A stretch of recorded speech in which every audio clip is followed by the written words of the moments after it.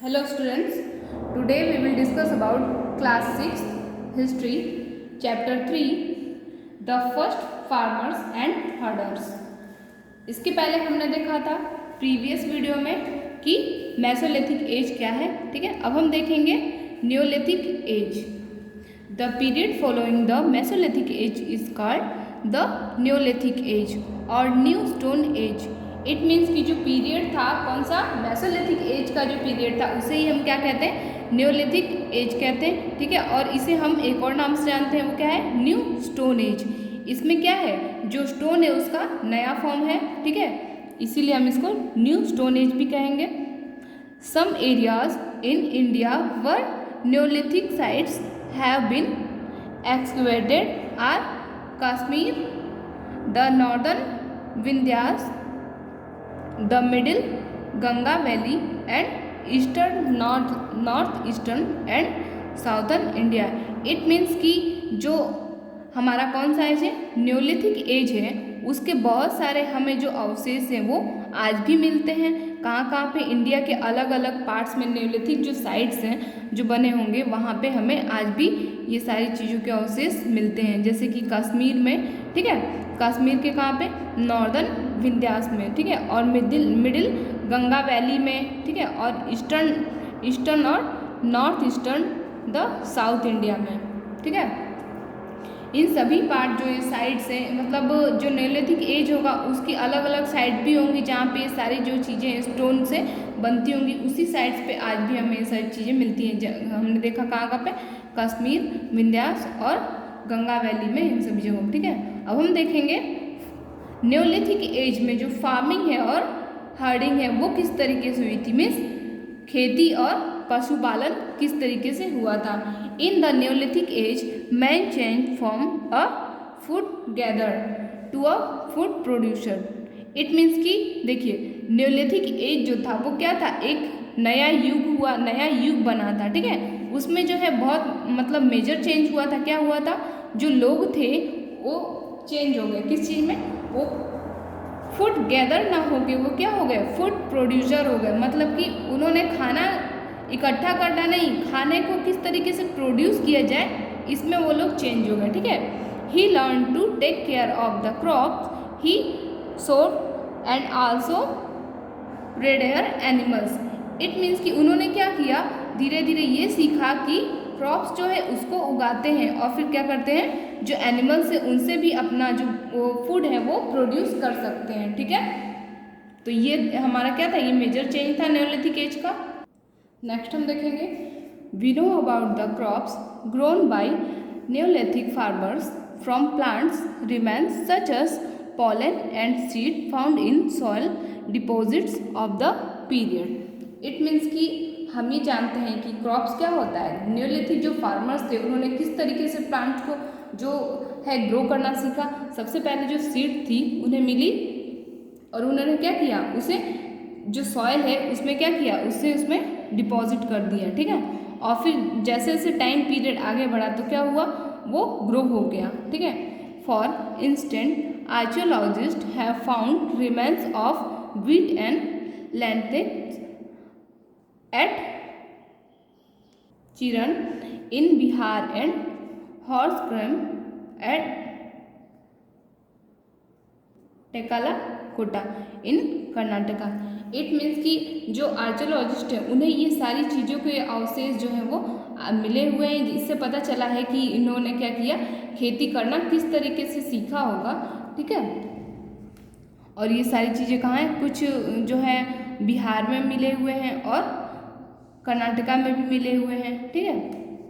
The presence of charcoal in the soil at some places suggest clearing the forest by fire. It means कि ऐसे बहुत सारी चीज़ें जो हैं वो मिली हुई हैं जो कि क्या है, उस टाइम पे चारकोल जो थी उससे क्या किया गया है, जो प्लेसेस थी उन्हें क्लियर करने के लिए फायर के लिए यूज़ किया गया है फॉरेस्ट को, ठीक है।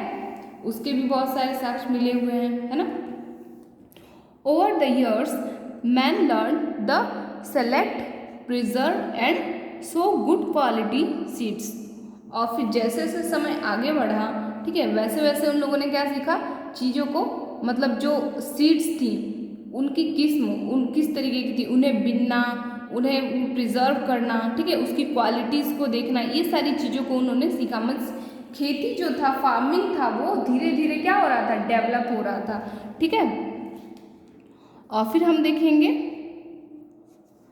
Plants become different from and better than wild plants of the same type.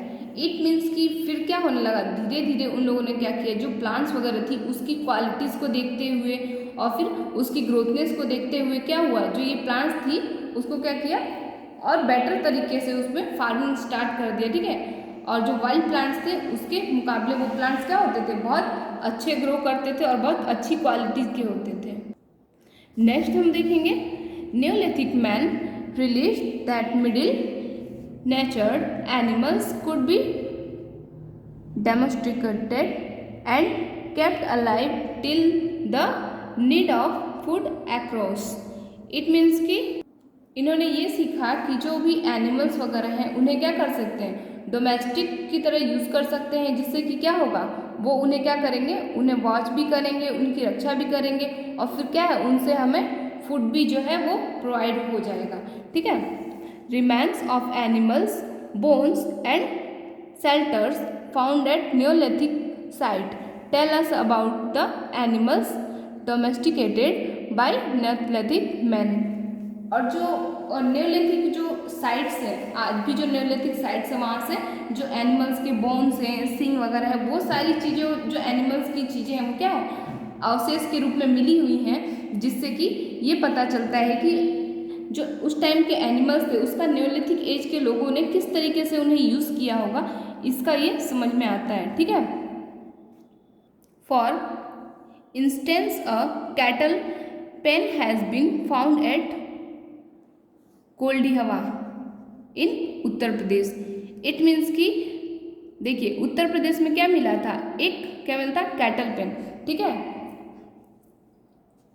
कहाँ मिला था, कोल्डीहवा उत्तर प्रदेश में, ठीक है। एंड बोन ऑफ कैटल, सीप एंड गोट, और भी बहुत सारी चीज़ें मिली थी, जैसे अलग अलग तरीके के पशु जानवर ना, डोमेस्टिक जो एनिमल्स है वो सब मिले थे, सीप है हो गया, गोट, मतलब जिससे कि क्या हो, अलग अलग चीज़ें मिल सकें, ठीक है। और फिर एट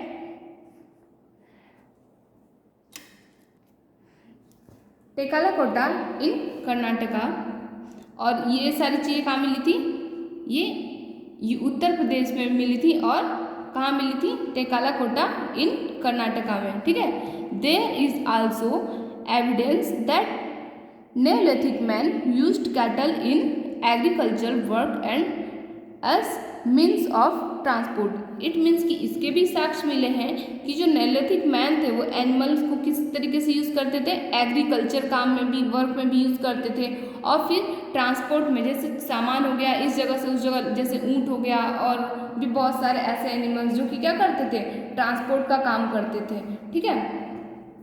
कल हम देखेंगे man allowed only the gentle of his domestic animals, the ones with smaller teeth and horns, to breed. It means कि जो मैन होते थे वो क्या करते थे, वो उन मतलब कि जो छोटे एनिमल्स थे उन्हें ही क्या करते थे, उसे पालते थे, ठीक है, जिससे कि क्या हो, उनके जो दांत हैं और जो उनके सींग वगैरह हैं और मतलब जो सारे खूर हैं उस सभी चीज़ों से क्या हो सके, वो लोग कुछ ना कुछ बना सकें, ठीक है। Thus, domesticated animals gradually became different from the wild varieties. और फिर क्या होता था, ये जो जानवर होते थे उनको क्या करते थे लोग, ट्रेन करके अलग अलग अपने कामों में, अलग अलग कामों में यूज़ करते थे, ठीक है। You might have noticed the instance that wild goats have larger horns than domestic goats. और फिर इन्होंने क्या किया, जो वाइल्ड गोट्स थी उन्हें ये मतलब नोटिस किया उस टाइम पे कि जैसे कि देखिए एक चीज़ होता है, आपने भी नोटिस किया होगा कि जो वाइल्ड गोट्स होती हैं उनकी जो हॉर्न्स होते हैं वो क्या होते हैं, डोमेस्टिक एंड जो गोट्स होते हैं उनके मुकाबले बहुत ज़्यादा बड़े होते हैं, ठीक है। तो इसी तरीके से क्या किया उन्होंने, वैराइटीज देखते हुए और उन सभी जो एनिमल्स थे उनका अलग अलग यूज़ करना स्टार्ट कर दिया। ठीक है, तो इस तरीके से उन्होंने हर्डिंग जो है वो स्टार्ट किया। अब हम देखेंगे implications. Growing crops assured man of a continuous supply of food. Although man still hunted, the rearing of animals assured him of a continuous supply of meat, milk and hits.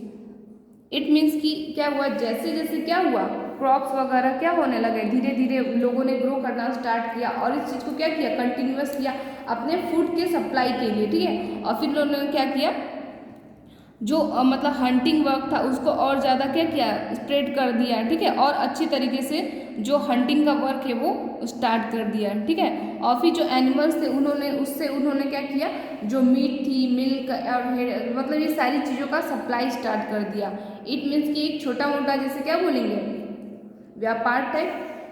ठीक है, man could thus produce more food than he required. और फिर इस तरीके से जो लोग थे उस टाइम के, किस टाइम के, नेओलिथिक एज के जो लोग थे उन्होंने क्या किया, जितनी उनकी ज़रूरत थी उससे ज़्यादा ही कुछ उन्होंने जो फूड है उसे मतलब उन्हें मिलने लगा। ठीक है, he was at last free from the continuous search for food and used his free time for developing new skill. और फिर इस तरीके से क्या हुआ कि उन्होंने क्या किया, जैसे पहले वो क्या करते थे जगह जगह घूम करके खाना इकट्ठा करते थे, फिर उन्होंने क्या किया फार्मिंग स्टार्ट किया, उससे भी उनको फूड मिलने लगा, और फिर हर्डिंग स्टार्ट किया, पशुपालन से भी उन्हें क्या मिलने लगा, अलग अलग तरह की चीज़ें मिलने लगी। तो उन्होंने क्या किया, जो उनके पास फ्री जो टाइम था उसको क्या किया, फूड को सर्च करने में वेस्ट करने के बजाय उन्होंने क्या किया, अपने आप में नए नए स्किल डेवलप करने के लिए उस टाइम का यूटिलाइजेशन कर लिया।